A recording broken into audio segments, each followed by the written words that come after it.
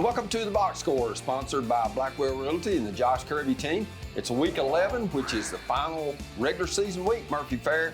And I'm telling you, playoffs, home playoffs are really hanging in the balance. Well, it's as head scratching, I guess, would be a good way to describe it, as Friday night will be this week after the games are concluded, because some of these regions across the state, Terry, there are 9 or 10 if this happens, if that happens, to determine who's going to be first, second, third, or fourth. You know, we're fortunate, Murphy, and 4 of our 5 teams that we cover locally have a chance to have a home playoff game, and 3 of those teams, Murphy, are vying for a region championship on Friday night.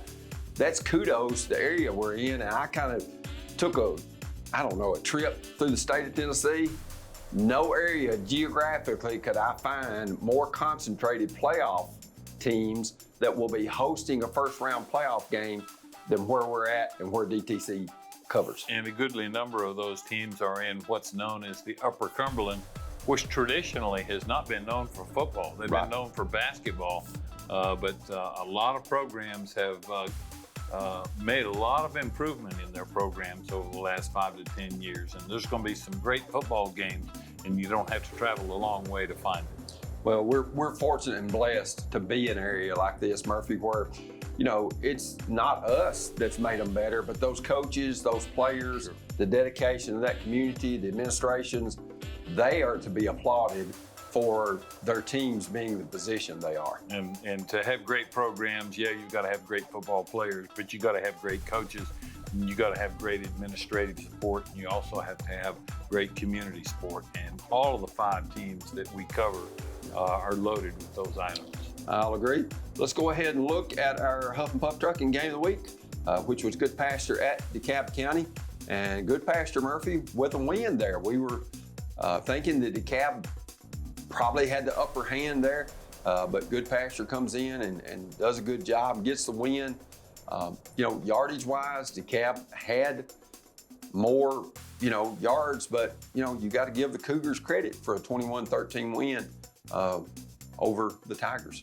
Coach Cotton's first year at the helm of a program, he'd been there at Good Pasture for a few years, long enough to understand the systems and the head coaches that had been in there. But they didn't win a lot of football games during the season, and I certainly didn't see that one coming, because it looked as though DeKalb County's squad was kind of peaking at the right time. Right. KFC, Taco Bell, Gordonsville, and Smithville stats, a couple jump out, Murphy. First, the balance for DeKalb County, 159 yards in each category, which that Coach Trapp has got to be proud of. And then when you look at Good Pasture, penalties in yards, 11 for 115, something I know Coach Cotton not pleased with, because you really want to have that under control as you get toward the end of the season. Yeah, and the passing game wasn't particularly something to jump up and down about for either one of the squads, both throwing for less than 50%. Let's go ahead and look at some more inside the numbers, some individual numbers for Good Pasture. A.J. Brooks, 7 for 13 passing, 168 yards. Very effective with only 7 completions for those 168 passing yards and a touchdown. He also had 19 rushes for 60 yards. Jared Elkins, 8 rushes for 17 yards, 1 reception for 6. And then Josh Williams, 2 receptions, 108 yards. That's 59 yards a pop. For DeKalb County, Briz Trapp, 13 of 31, 159 yards. Not as accurate as we normally see Briz Trapp. Of course, he's returning from the injury. Isaac Knowles, always a big night for him. We talk about that. And when you look at 254 yards from scrimmage for him, 10 rushes, 117 yards, 9 receptions for 137 yards. Just kudos for Isaac Knowles. And no doubt he is going to be an all-state possible candidate. And also, we do a DTC Player of the Year. I don't know that anybody's leading that young man in that category from the 5 schools we cover, just because week after week, Murphy, he puts up big numbers. We've certainly called his name an awful lot over these last 10 weeks. I was kind of looking ahead when you were going through those stats, and obviously DeKalb with their game this week at Stone Memorial. You can't help but wonder maybe if some of those Tiger football players were looking forward, because that's what's going to determine whether they're even in the playoffs or not. They've got to have that win at Stone Memorial. I think the winner is third and the loser is fourth. We'll break that down a little bit later. But another big game, Smith County goes to Lafayette and pulls off the overtime win. That final was 20-14. Smith County's defense came up huge, stopping Macon County 4 times within the Owl 30-yard line, including the overtime. They had it 4th and goal at the 2 to start the overtime. Smith County comes up with a huge stop, and then Smith County had been running out of the smokestack eye, the dead eye that Gary Rankin kind of made famous when he was with the Owls. And every play, they'd run it straight up the middle. They did it the first 3 plays of the second half, and then they did it to start overtime. Got 1 yard on first down, and Murphy on 2nd and goal at the 9. Got to give Matt Dyer and his offensive staff a lot of credit. They run a toss sweep to the left, put Peyton Hicks not at quarterback. They put Rigsby at quarterback. They put him at tight end, and he got a key block for Kylan Johnson to go into the end zone from 9 yards out, and say bedlam erupted. The Owls were very, very excited to get the win in Lafayette, the only time they led the entire game. I got an extremely emotional, excited voicemail from Coach Dyer's mother, Connie, after that ball game. She was screaming so loud and so excited about that win over Macon County, I really couldn't understand what she said. But obviously, a lot of emotion in that, because Matt's father, Pat Dyer, coached not only at Smith County, but at Macon County also. And that was a huge win for the Dyer family also. Owls come up with 3 turnovers. Peyton Hicks, 92 yards passing, 36 yards rushing. Bryce Curry, 13 rushes for 65 yards, nearly 1,000 now for the season. Johnny Lyda returns, had 3 receptions for 84 yards, 2 touchdowns, and both of those came on 4th down plays. And then Kylan Johnson, 7 for 48. Brady Brooks, outstanding night for Macon County. He's a do everything for them. 233 yards passing, 54 yards rushing. But Smith County, with those 3 turnovers, wound up being key. Let's look at the Gordonsville Red Bowling. Gordonsville up 50-3 there in the second quarter, and I think 50-6, excuse me. I believe it was at halftime. Matthew Albritton, 8 for 8, 195 yards, a couple of scores. Trayson Davis, a couple of receptions, 77 yards. Interception return for a touchdown. Peyton Clymer, 1 for 1, 66 passing yards, 1 reception for 48 yards and a TD. Landon Baker, 3 for 69 yards and a touchdown. And then Austin Schaefer kind of in a mop-up role, 4 rushes for 27 yards and a couple of touchdowns. Scott Clemons' team goes on the road to Red Bowling and gets it done. Yeah, and I like the way that he spread it around. Let some kids that maybe didn't have such great numbers earlier in the season, because those kids are going to come in handy not only this week against Clay County, but on into the playoffs. You need to have a little depth and experience depth, and that's going to help in that situation a great deal, I think. Let's go ahead and look at Watertown and Livingston. Watertown, a big win, as Murphy predicted on his guru picks. Braden Cousineau, 5 for 5, 118 yards. Also a rushing touchdown. Adam Cooper, 8 rushes, 88 yards, a couple of touchdowns. Reception for 20 yards. Brady Watts, 4 rushes, 88 yards, and reception as well. And then Caden C, 1 reception for 29 yards and a score. But, it was all Watertown. Not much of a surprise there. I think everyone knows Livingston has struggled. A new coach, new assistants, several new players out for football. It's just been a very tough year to be a Livingston Wildcat fan, Terry. It has. We'll look at the region scores and standings when we return to the box score, brought to you by Blackware Realty and the Josh Kirby team.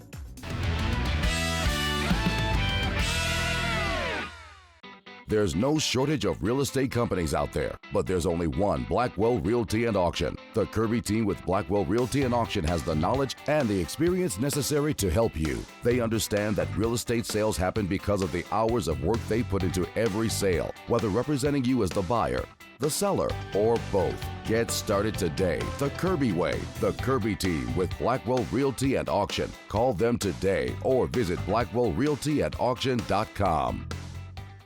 At DTC, we're proud to provide the communication and entertainment services you need to get the most from today's technology. For a limited time, get 1 month free when you add or upgrade internet with us. Fly at the speed the internet intended you to. Get the technology you want, backed by local customer service from neighbors you know and trust. DTC Communications, your total communications provider.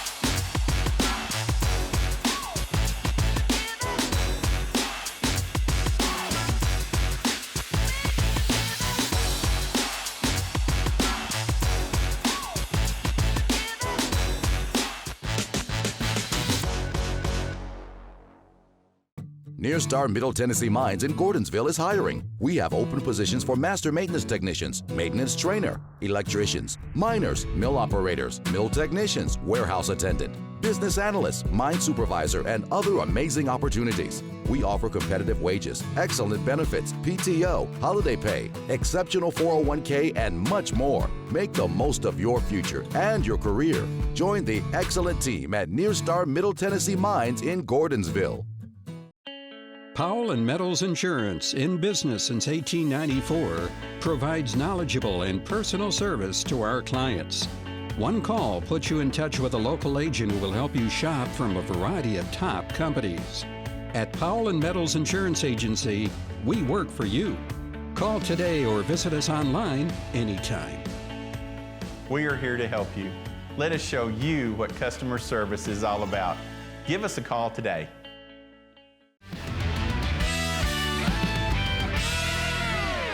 And welcome back to the Box Score, brought to you by Blackwell Realty and the Josh Kirby team. And Murphy, it's final week of non-region games for the most part, week 10.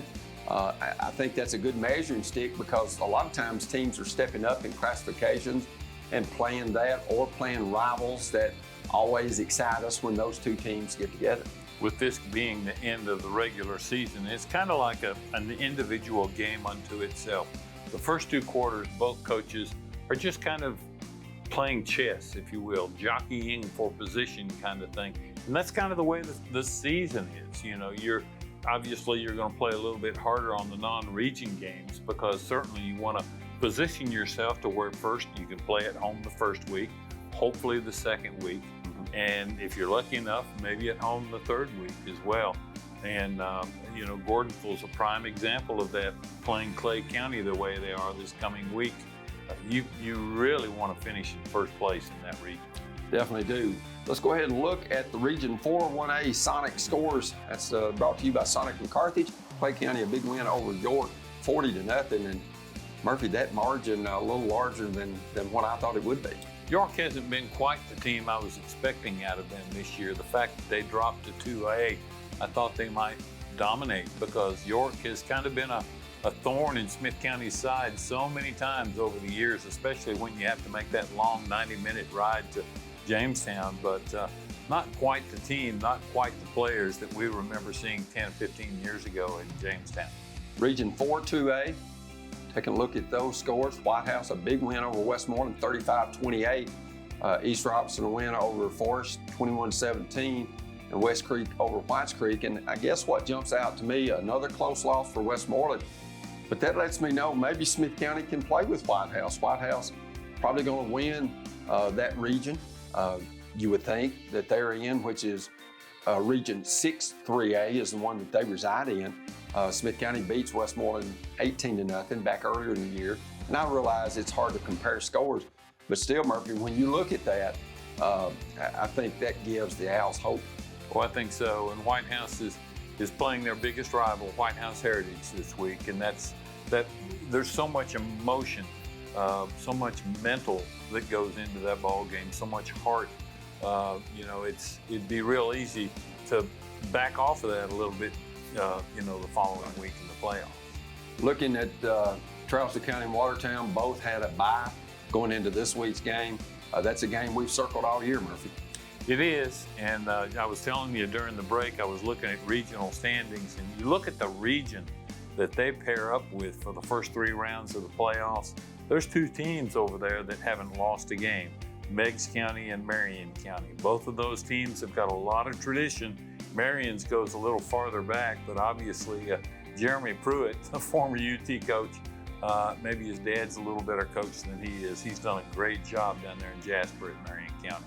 When you look at this is a game that people have looked for. Of course, a lot of people in Watertown probably not going to mind losing this game because the last 3 years, Watertown's won the regular season, and then Charleston County has won the playoff game then at Watertown. Of course, we talked to Gavin Webster about that earlier. He says, no, that's not going to happen. But it should be a great matchup for the region championship. I think so. Charleston County's probably got a little more speed than Watertown this year, and that's the one thing that concerns me about the fortunes of the Purple Tigers. They're going to have to play a really good game, not put any balls on the ground that Charleston County can force a turnover with. I've seen Charleston County play, and if they get to the corner, they're gone. Yeah. Region 4 3A, Sonic McCarthage scores Giles County over Cleveland 33-14. McKenzie, a big win over Sequatchie County in a game they picked up. And then Hart County over Community sets up a big game between Cannon County and Giles County this week. Murphy for the region championship. I know Giles County a heavy favorite, but still, when you look at that, Cannon County, for them just to be in this position is a feather in the cap for Coach Daniel. It's Coach Daniel's 4th year, and this is very special for this senior class to be considered a very strong possibility for 2nd place in the region.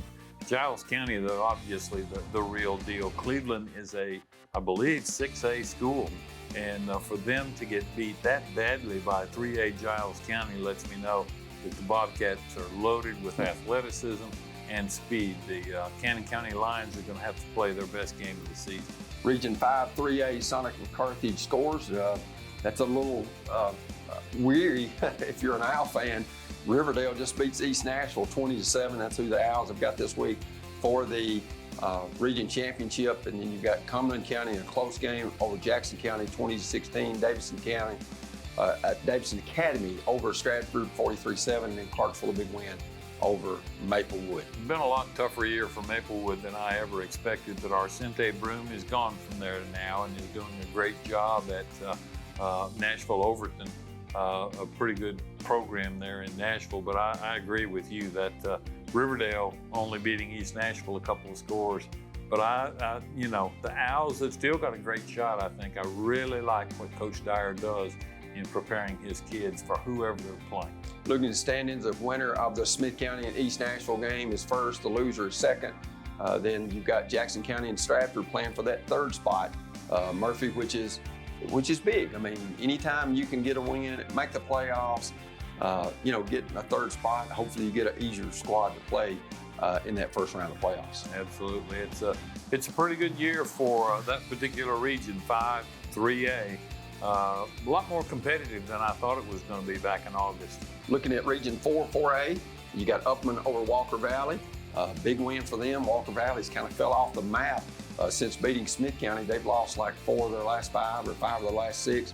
And then Stone Memorial in a close one over Kingston 34-33. Upland going to win that region. Macon going to be 2nd. The Stone Memorial DeKalb County winner's going to be 3rd. The loser is going to be 4th. Let's go ahead and look around the area at some scores. Bledsoe over Monterey. Blackman over Cookville in a shootout. Lebanon beats Gallatin. Green Hill on top of Station Camp. Hillsborough beats Mount Juliet. Oakland a big win over South Pitt. And then Lipscomb Academy rolls over CPA in a game that you saw, Murphy. A game nobody expected to be that one-sided. The place was like a carnival. There was so much going on pre-game at that place. But a good list of teams there. Take a particular look at all of those teams, because I think a lot of them are going to be still playing after the 3rd or 4th round of the playoffs. Let's go ahead and look at the games we've got coming up. We've already mentioned the Huff Puff Trucking Game of the Week here on DTC Sports. Clay County at Gordonsville, then Red Boiling Springs at Sunbright, Sycamore at Joe Burns. Looking at Region 4 2A, you got Watertown at Charleston County down on the Creek Bank for the region championship. We've talked about that one. Westmoreland at Harpeth, Whites Creek at East Robertson. 3 tough games to call. I think Watertown has a shot at Trousdale, but they've got to play very well. Westmoreland should not have much trouble with Harpeth, I don't think. And East Robertson, they got a nice win last week I didn't see coming that should give them enough momentum to get past White's Creek this week. Region 4 3A games of the week: Giles County at Cannon, big game in Woodbury, then Sequatchie County at White County, and a game that's very important, Murphy, because that has direct playoff implications on the Cannon County. Yeah, I was talking earlier about some of the regions having if so-and-so beats so-and-so, and there's like a listing of 8 or 9 different possibilities, and that's one of those regions. If White County beats Sequatchie, then Cannon County's in second place. Right. Case closed. But if Sequatchie wins that game, then here we go. If this, if that, it's going to take a little while. And Giles County beats Cannon, and Sequatchie beats White County, then I think Cannon drops all the way to third.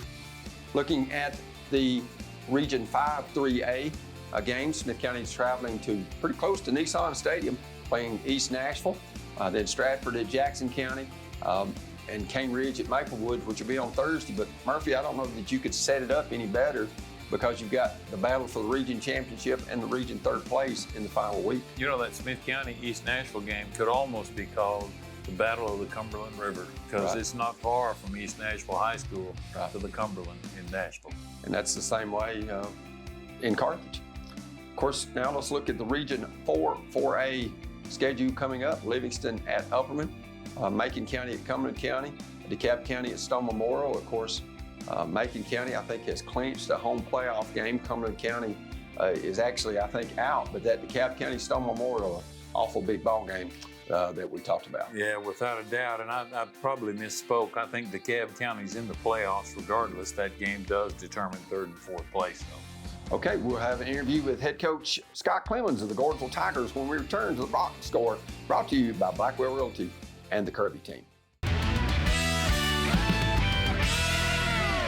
The Smith County Drug Prevention Coalition encourages our teenagers to be the positive influence. Stand against the epidemic of opioid and stimulant usage by joining the Youth Coalition #TakeBackTeam. 6% of Smith County students reported misusing prescription drugs. The #TakeBackTeam challenges you to stand outside the stack. This project is funded under a grant contract with the Tennessee Department of Mental Health and Substance Abuse Services. 2 delicious options, 2 convenient locations. So make the entire family happy with just one stop to KFC Taco Bell. Located at 501 Gordonsville Highway in Gordonsville and 105 East Broad Street in Smithville, we've got you covered at KFC Taco Bell, no matter the food craving. So what are you waiting for? Go ahead, get in the car and kick that hunger to the curb with a quick visit to KFC Taco Bell. Located in Gordonsville and Smithville. Stop by today.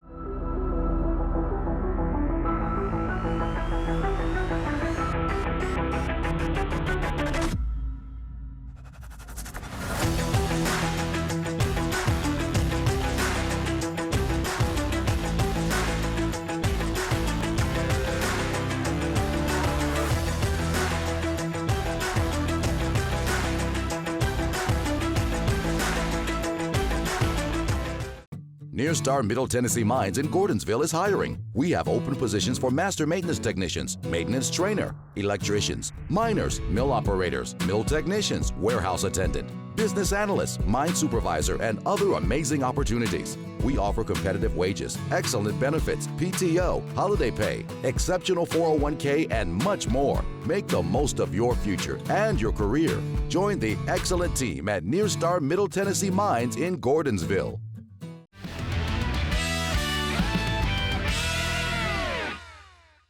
And welcome back to the Box Score. Terry Collins along with Murphy Fair. We want to thank our fine sponsor, Blackwell Realty, with the Josh Kirby team. We've saddled up the old man today, Murphy Fair. Scott Clemons, head coach at Gordonsville High School. Coach, turned a big 5-0 yesterday. Me and Murphy want to welcome you to the club.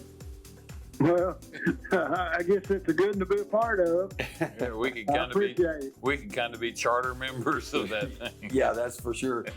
Coach, very important ball game for your team on our DTC Game of the Week for Huff and Puff Trucking, our primary sponsor. When you look, Coach, at Clay County, a team that has really had a good year, they've got a lot of athletes. they're a well-coached team, and they're 9-0 coming in this ball game, and they had a really good team last year, and they had very few seniors on that team. So, this game we knew this was going to happen at the end of the season.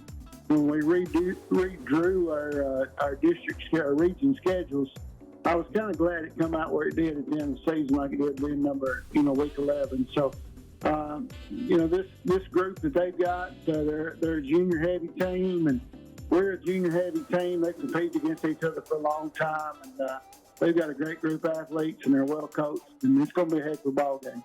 Scott, it's kind of turning into a big rivalry, isn't it? You've played each other so much and know so much about each other, and there's so much emotion involved in this game. It's one that everyone in the Upper Cumberland seems to look forward to. Oh yeah, it's we talk weekly with their coaching staff, and we just made a commitment this year. We was going to swap every film on Friday nights instead of trying to find films, by finding somebody else. So every Saturday morning, we just swap games from the previous game with them, and we've got a good working relationship with those guys, and we understand, it's about the kids, and we want to come out and make this game as important as it could be. Coach, you got to be a little bit familiar with them, with Mike Dickerson, a former Cumberland Bulldog himself, like you, and we won't go into some of those old stories in Lebanon that Pat Warren and different people can kind of help us, with. But Coach, when you look, a lot of, I guess a lot of friendship between the two staffs. Oh yeah, I mean, me and Coach D go back a long time. We graduated at the same time, and played ball together at Cumberland, and Coach Johnson came in. I guess this is his third or fourth year. I don't know how long, but he's a good guy, and he coaches his team the way it ought to be coached. And we get together in 7-on-7s, and our staff and their staff, we just all get together and have a big time. It's turned into a great rivalry, and we got a lot of respect for those guys, and hopefully they do us too. Coach, when you look at the basketball players that Clay County has, they won the state championship a year ago, first time they'd ever done that. Adding those players, I feel like the football team, although they don't have all of them, but some of those guys, with the athletic ability that they possess on the hardwood, carries over well to the gridiron. Oh yeah, I mean, they've got a receiver out there that's 6'4", 6'5", and he can go up and catch football over the top of you. And people talk about different athletes playing different sports. Well, they were able to win a state championship, and that's competing at the highest level. And those guys come right into football, and I know it's a different sport, but it's all about that competitiveness, and they got that. They brought that to the team. I've seen their football team improve every week, and unfortunately we've had to watch that. But when you see those guys out there, and a couple of them have never played football, but you see week in, week out, they're just getting better and better, and they've got a heck of a football team. Scott, you've probably played Clay County as many times as anybody since you've been in the head coaching position there at Gordonsville. What worries you the most about this year's Clay County Bulldog football team? I think they're hungry. We beat them in the playoffs, and we took the football about 85 yards in the last drive with a few minutes ago on the clock, and we made it a physical ball game, and we ended up scoring and going ahead right there at the end with just maybe a minute or so left. I don't remember, wasn't a lot of time, and I know their coaches have brought that to light throughout the course of the 350 days since that took place. So those guys they're ready to play, and I challenge our young men all week. We got to be really willing to go out and match that intensity, and that concerns me. I mean, they've got great athletes. They do a good job with their schemes, but my biggest concern is they've worked for this date. So it's here or going to be here, and that's just a concern of mine. Coach, Gordonsville has played for a region championship, seemed like forever, and I know that's a goal of y'all's. First of all, it guarantees you a couple of home playoff games, but second of all, I think just your community takes pride because region, not the district championships wasn't big, but Coach, when you had 16 districts throughout the state, maybe that's watered down a little bit. But when you look and there's only 8 across the state in your classification, and a lot of times only 4 teams in 1A per region, so there's 32 that make the playoffs. But still, Coach, winning a region championship is a goal that is attainable. It seems like you've got that program to a level that you're playing for that every year. That's got to make you proud. Oh, yeah. I mean, there's a lot of tradition here, and, I understood that when I took this job, and that's what I want to continue. And, our young men, we work, we work in the off season, we work in the summer, and we work for an opportunity to be region champ. And then once that regular season's over with, we understand that it's what you do in November that people get remembered for. So, as we spend our time and our energy, we're working towards winning that region as our first goal, and then ultimately our second goal was trying to get to a state championship. Scott, would you say that similarities between these two teams are very high, maybe more so than anyone else you played this year? I think they do a lot of things offensively that are very similar to us. They've got some athletes that can score from some long distances. They do a very good job in their special teams, which is something that we feel like we work on. We take a lot of pride in that, and they do too. And then they play good, sound defense. And that's as long as I've been at Gordonsville, been a long time. That's what we're known for is playing good defense. And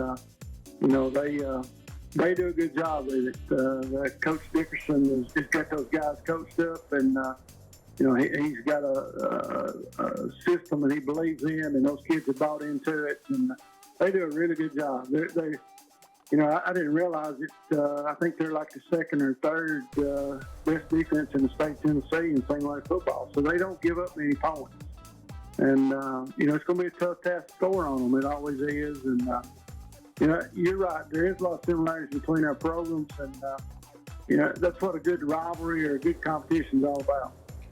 You kind of stole my thunder there a little bit because I was going to zero in on Coach D. I think he's made an incredible difference in that football team, especially on the defense that you were bragging about so much. Oh, yeah, he's done a phenomenal job since he's come in. And,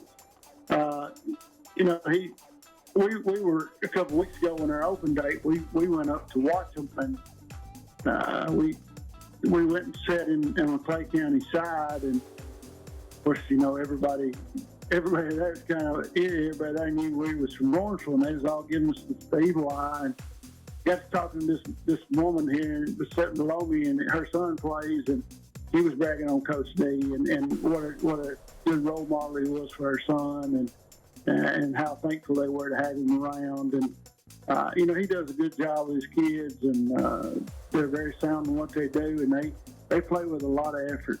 And it's just it trickles down from Coach Johnson all the way to Coach Dixon, and they do a really good job coaching.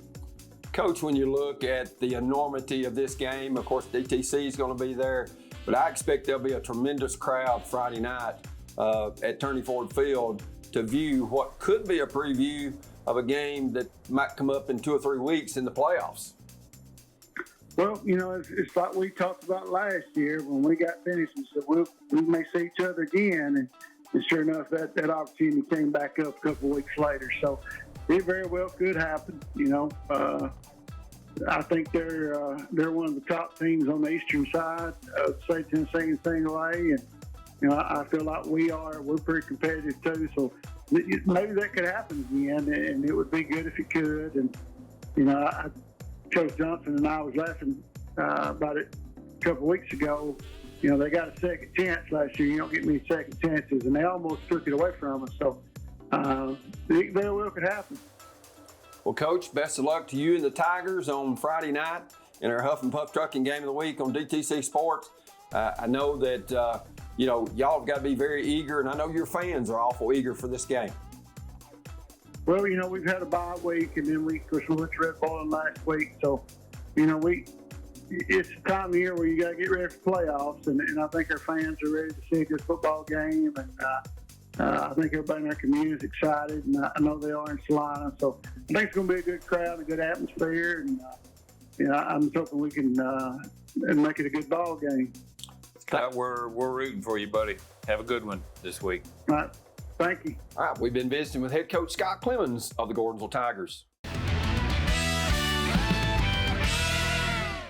There's no shortage of real estate companies out there, but there's only one Blackwell Realty and Auction. The Kirby team with Blackwell Realty and Auction has the knowledge and the experience necessary to help you. They understand that real estate sales happen because of the hours of work they put into every sale, whether representing you as the buyer, the seller, or both. Get started today the Kirby way. The Kirby team with Blackwell Realty and Auction. Call them today or visit blackwellrealtyandauction.com.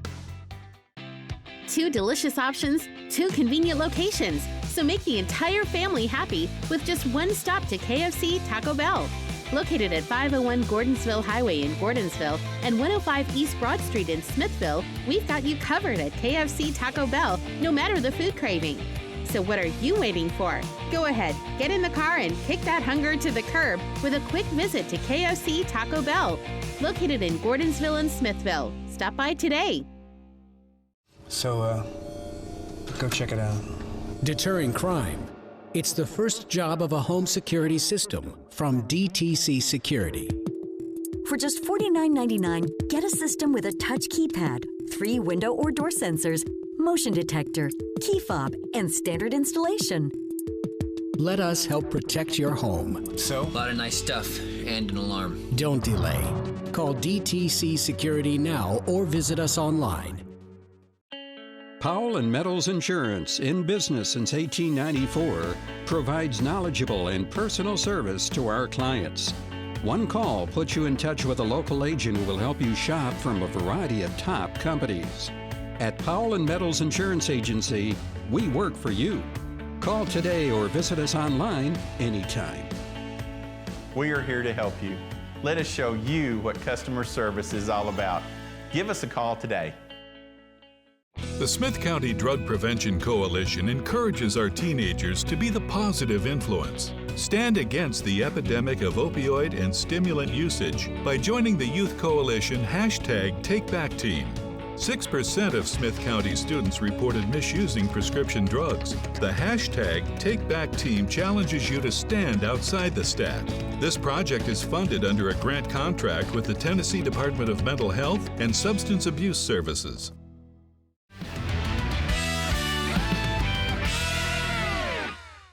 And welcome back to the Box Score, brought to you by Blackwell Realty and the Josh Kirby team. Let's take a look at our Huff and Puff Trucking Game of the Week, Murphy Fair. Clay County at Gordonsville, we've talked about it, should be a great one. Well, they've had some shootouts at both places, but none better than the one Coach Clemons talked about last year, having to come from behind the way they did in exciting fashion. And I would expect nothing differently this time around. Going to be a great game, and the more I think about it, the more I think I might ought to be there. Unless it's pouring, and then I'll watch it on TV. Right, it's a great atmosphere though. And let's look at the history of these two teams. Gordonsville leads that series 32-8. Gordonsville's won 19 of the last 22. Scott Clemons 30-15 as Gordonsville's head coach. Coach Jake Johnson, his 4th season leading the Bulldogs. They've been very successful, especially this year, coming in at 9-0. He's 29-15 overall. Gordonsville defeated Clay County last year in the second round of the Class 1A playoffs. That game in Gordonsville, 21-14, when Darrell scored with not a whole lot of time left. I want to say it was less than a minute for Gordonsville to win.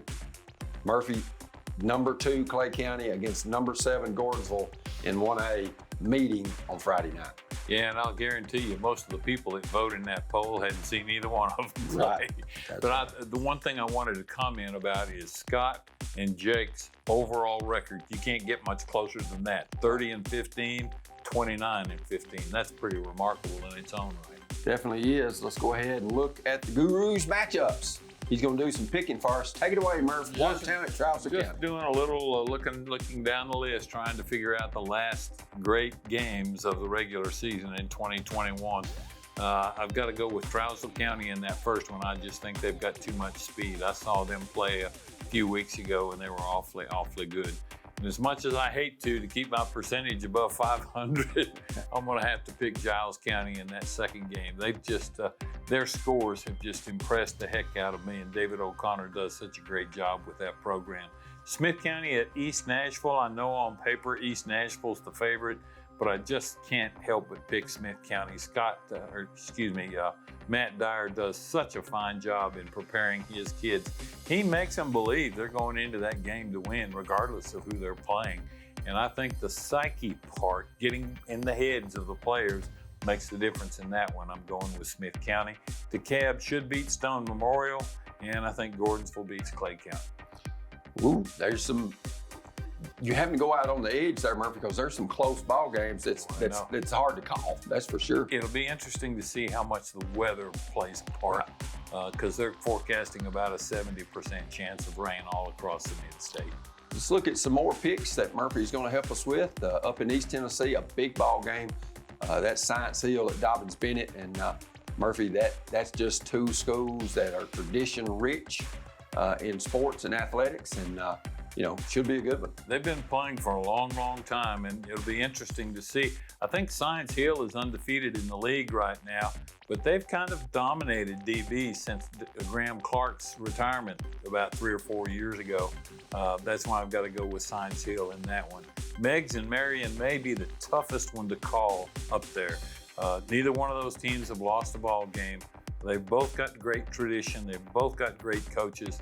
The fact that it's being played at Marion County, I think that may be the difference in the ball game for the Warriors.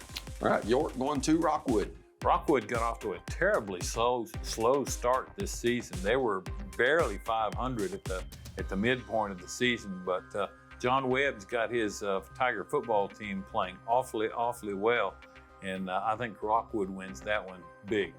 BGA at Lipscomb Academy, the way Lipscomb put it on CPA last week, you got to think they're the prohibitive favorite. I talked to Jonas Rodriguez today, the coach at BGA, and I have so much respect for him and what he's done with that program. And at ECS a couple of years ago, in 2 years, he turned that program around. But Lipscomb's just got too many weapons, too many major Power 5 conference potential signees on that Lipscomb Academy team. For the first time, the Battle of Mount Juliet. Green Hills and Mount Juliet. Green Hill, the new school there, just right on Highway 70, right outside Mount Juliet, and maybe even the city limits, Murphy. But when you look, Green Hill, a very good program. Not a lot of love lost between those two. It's only Green Hill's second year of existence, but they got most of their football team from Mount Juliet 2 years ago. Got some from Wilson Central, but mostly Mount Juliet.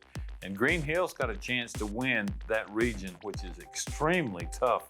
Wilson Central's in there, so is Station Camp, who was undefeated until a couple of weeks ago. They've dropped 2 in a row, but I'm going to have to go with Green Hill on that one. Friendship Christian at Middle Tennessee Christian. Early in the season, I thought Friendship would win that one, but I saw them play in the first week of the season at DCA, and I was not impressed at all. Middle Tennessee Christian, with a new head football coach. Coach Tackett comes to Murfreesboro from Florida. I've got to go with the Cougars. Portland and Henry County. Of course, Portland gets the big win over Station Camp here a couple of weeks ago.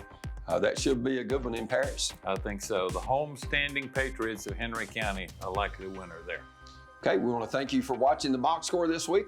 For Murphy Fair, for Justin, for Terry Collins, we want to say playoffs are coming up. Here they come. And you're watching the box score.